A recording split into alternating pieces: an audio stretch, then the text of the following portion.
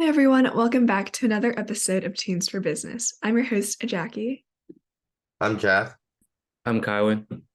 I'm Ivan. Today, we'll be taking a slightly different direction in business and talking about urban planning. So, thinking about where you live right now. How are the buildings built? What are the road routes like? Why are the tall skyscrapers in New York City so tall, but Annapolis, Maryland, where I live, or very close to where I live, is very quaint and kind of homey? So, the answers to all those questions lie in the urban planners' plans for each city and the way they designed it to be. And then just to start us off, what do urban planners do? Like, what do you guys think that urban planners do? Yeah, so from what I've learned, I think urban planners play a very large role in, building new cities, and especially the turn of the century, when industrial revolution, they were really in high demand because people were moving into cities, finding jobs which only existed in cities like factories, stuff like that. And then it was a demand for urban planners to design these very fastly growing cities to accommodate for the massive inflow for all of these people who want to live in the city. So they have to plan how the roads are built for all the transportation, but also how the buildings are arranged. So like theoretically, if the city were to get attacked, then how would the most available resources be protected? And they have to take those things into consideration. So that's what I think what an urban planner would do. Yeah, I agree with that. Also, like something that could be as a result of like urban planning is like revitalizing a city or like a location's like economy. As like residents start to like move in, we need obviously we need like some planning to like accommodate them to see like where they would live. So they need to like strategically plan those to have like a successful like local or economy that could like contribute to like national economy and contribute to like consumer demands, and also contributing to that revitalizing like a city's like location is also like you could also consider a legacy as like a part of that. For example, if like a city is like really like famous for something and wants to like promote like a particular theme, maybe that's something that the urban planner needs to like take into consideration. And if done really well, that could also boost the local economy in terms of like having being like popular for tourists and like just like being like being a good place to like visit, and that is potentially something urban planners do as well. Yeah, I think just like essentially kind of developing plans to just see what your city wants to do in the future, just like for future development, like determining whether you want to build like residential or like industrial buildings, just kind of seeing what the city needs and how like your future plans like align with that, and just setting aside like knowing areas that are free or which buildings you can kind of like get rid of just to build stuff that improves the city. I think is in one sense just basically what urban planners do. Yeah, definitely. And I think the role of urban planners is one that is very obviously like very visual. Like if you get into any city or like wherever you live, you can just see like, okay, well, and there's a house here. Like obviously there is a store here. Like there's a plaza here. And like someone obviously designed to put it there. Like it wasn't just, oh, let me just build a thing here. Or like the highways also, like why is a highway built where it is right now? And that kind of like strolls out of it a little bit because when we think urban planners, we think like city planners, but also everything that's connected to it as well. And as we all mentioned, like it has a lot of implications into like where like what's happening with the economy. So like a city that's very well connected with highways, very well connected with transportation in general, has a lot more opportunity for economic growth because cars are going through, trucks are going through, and there's a lot more opportunity to connect. And like in history, we saw this too. Like if you have highways, like your economy as a city grew so much faster than a city that was just out in the middle of nowhere. And so definitely, I think the role of urban planners is very important to a city. And so what are some famous examples that you guys can think of for urban planning? I think one that really sticks out for me is Elefant Serda, who is kind of known as the father of urbanization. And what's funny is that I actually learned about him in Spanish class like a few years ago because like he's like this really big figure in Spain. Well, he's dead now, but like he was a very big figure in Spain. And if you go to Barcelona, they're very famous for like their super blocks, which like if you Google a picture right now, like their neighborhoods just kind of look like little blocks. Like they're kind of like rectangular, like circular, rectangular shaped. And the whole concept is that they wanted to reduce traffic congestion, like everyone just scrambled all into one. And so his design was that to put everyone in blocks, and like you live in a block, you get your groceries in a block, you can go to the gym in one block. You don't have to go to like all these different places around town to do it. And so that definitely is one that like really sticks out to me because it's so efficient. It's very unique, and that's just a very visual way to like obviously show like what an urban planner does, because obviously like the city just didn't like happen to grow like that. It was someone sitting down at a table and thinking, okay, this is a good way to like reduce all the issues we have right now. And so I think that's like a very good example. Like examples do you guys have? And then also like this is only part one of this episode, and part two we'll be talking about another case study into like urban planning and like its implications, so definitely stay tuned for that. Well, the first example that comes to my mind is actually Paris, France. It's because Paris actually went under a redesign under Louis III, because there was a lot of resurrection, and the government and the people were like two different entities, and they're constantly fighting each other. So the Paris actually went under a very large change that you can see in Paris today. It's because these resurrections were really hard to control and very hard to manage under the old Paris. So Napoleon decided to, you know, want a new urban landscape where it's easy to control the population using the military. So Haussmann, the guy who urban planned the new Paris, actually opened up all the streets, expanded all the streets, moved all the buildings further apart, so it's easier to move around artillery and troops to control rebellions. But also, like it's just become symbolic in some way of like what Paris is today and being like a very large tourist destination and whatnot.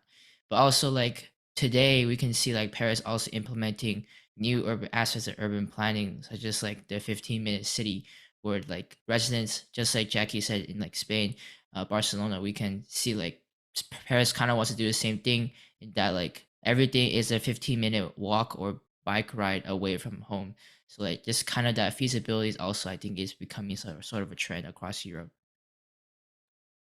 Yeah, that's a very interesting example. And an example that I kind of like thought of is like in the Middle East, Qatar, and the growth of Doha, its capital. And Doha is actually one of the world's fastest growing cities, and its popularity has rose and like grown significantly, like due to both the booming oil industry and the tourism that resulted from the 2022 World Cup. And as a result of that, like Doha's obviously like grown in like popularity. It's become a tourist attraction. There are like lots of like famous attractions, like a few of the stadiums that were built during the World Cup, some of the natural attractions that aren't in Doha, maybe like some of the beaches around the area. Those are very popular for tourist attractions. And a lot of people have like began to like also like move there. And as a result, like we've seen some like urban planners, they've been like there's like a lot of people that are moving there, and it raises some questions about potential overcrowding. So the urban planning is like in use to make sure that overcrowding doesn't like reach like extent. And part of that project is like high rise like apartment like complexes that are close to downtown, close to like, workspaces, and close to like some industrial spaces. And like inside those like complexes or around those like complexes or around the blocks that are close to those complexes, we've also seen like technology parks and like financial like things like banks and stuff like that. And also on an environmental like standpoint, we've also seen like these like buildings be designed with like using like solar energy, and those like really big like investments that Qatar is like making to like Qatar is making to sustain it like it's like sustain its population growth. Yeah, it's pretty interesting. I think for mine, which is Singapore, it kind of takes a different direction in that their kind of concept is called like a garden city, where they focus on incorporating green spaces into the urban environment. And there's like very strict regulations just to ensure a balance between the urban development while also making sure there's just greenery to kind of help the environment, just make the place like easier to look at. And the Prime Minister of Singapore actually kind of like said that they want some dramatic way to distinguish themselves from other like third world countries. So I think implementing this in terms of what they're doing with their urban planning is a nice step in trying to see what they're doing in terms of just making sure there's a lot of plants, a lot of greenery everywhere. And I think it makes the people who live there happier as well. Definitely. Those are all really good examples. Besides the one I mentioned before, with Barcelona, there's also a few more. So for example, Shenzhen in China.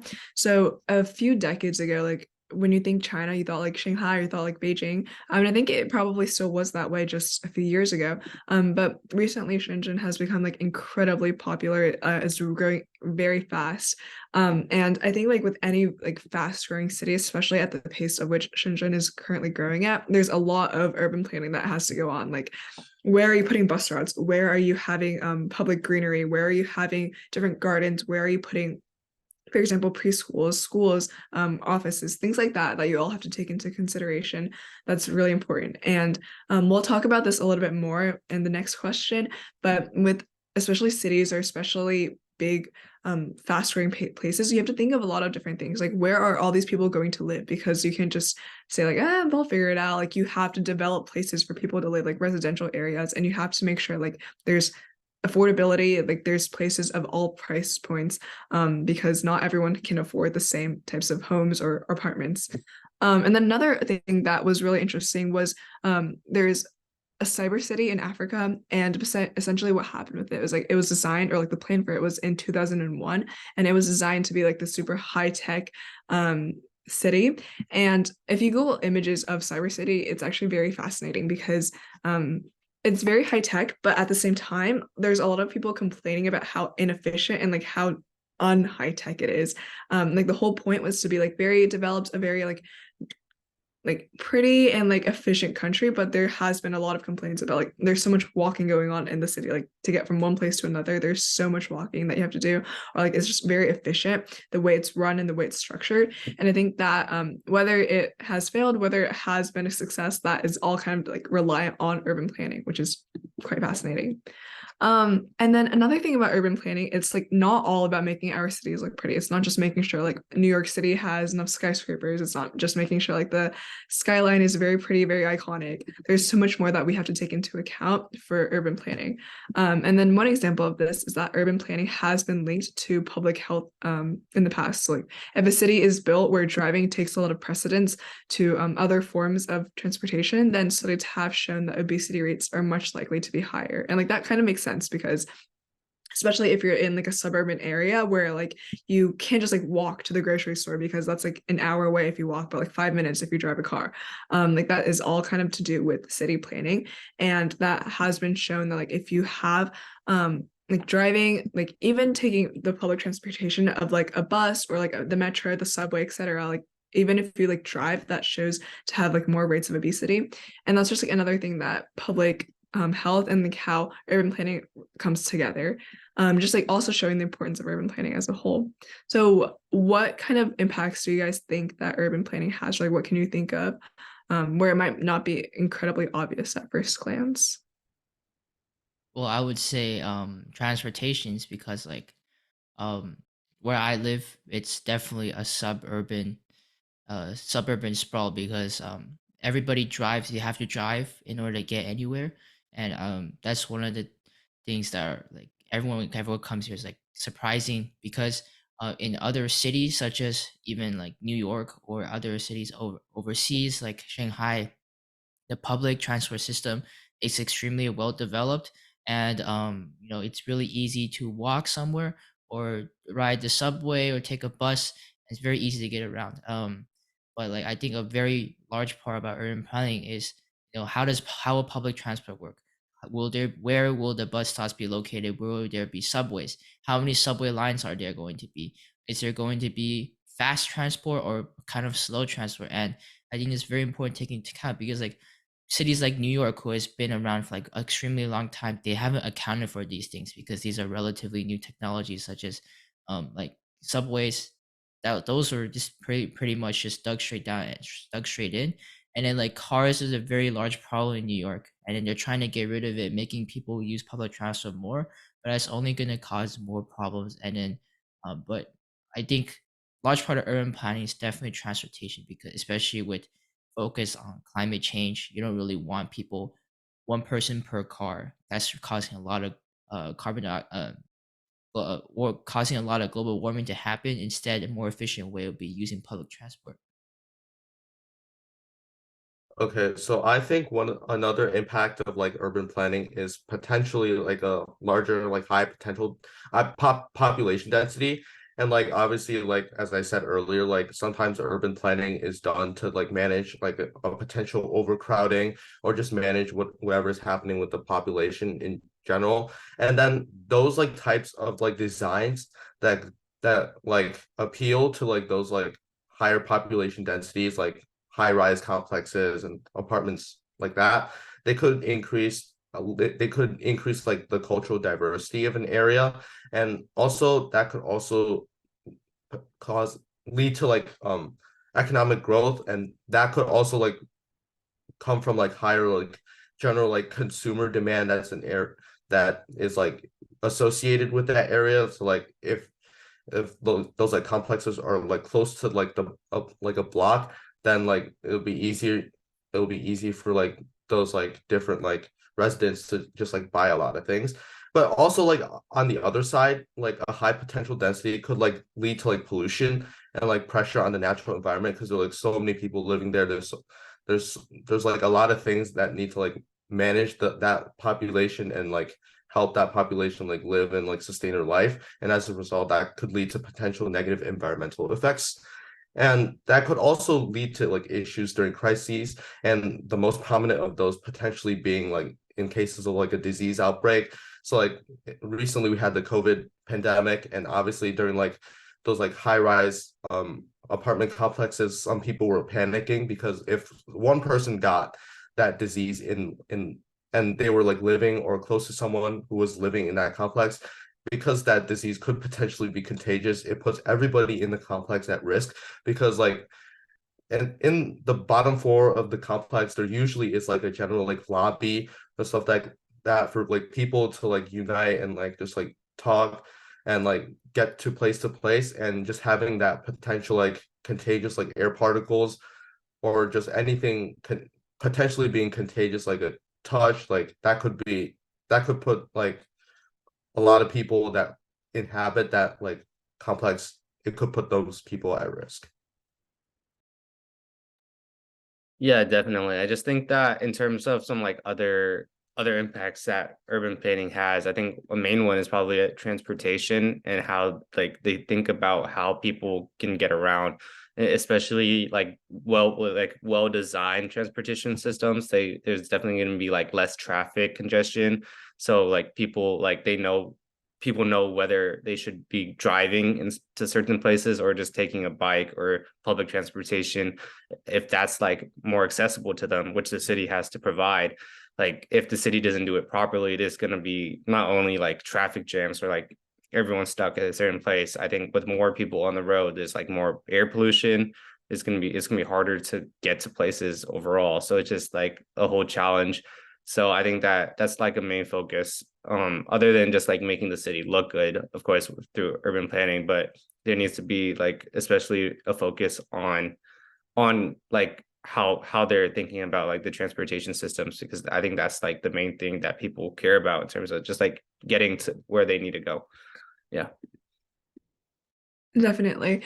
And I think another thing to talk about is like kind of this inequality or like wealth gap that urban planning does have. So like where do you build your houses? Because inevitably in a neighborhood there are going to be like better places to be versus places where it might not be as convenient. So for example, like right off of the highway where like every second that you're in the house or apartment you can hear all the cars honking at each other, most likely in most cities like that the house there is not going to have as high as value of like a house that's right next to a very beautiful garden. And I think like with city planners a lot of what they have to do is like account for like this like kind of wealth gap, and this is what a lot of city planners do actually, like they kind of work with the government and work with legislation to say like, okay, like here we can have this like a new zone to increase affordability, or like we can have a new residential place here because like somewhere over there like is too expensive, and different things like that. Just taking into account where people are living and like the different price points of how they can afford to live there is pretty important too. And just having opportunities to make sure like not every single apartment in like a city is like $3 million or higher for each apartment. And I think a lot of what urban planners do is to say like, okay, like here is that, and like here is this, but also taking into account like what people can afford, because as a whole, like a city with bad urban planning like might end up having a lot more negative problems like with homeless people, or a lot of more like crime, and like that all kind of links together with how the city was designed. So that definitely is one thing to consider. And so thank you guys so much for joining us on this week's episode. Make sure to check out part 2 of our analysis in urban planning, where we look at a specific case study and like what kind of goes on in that specific case study. We'll see you then.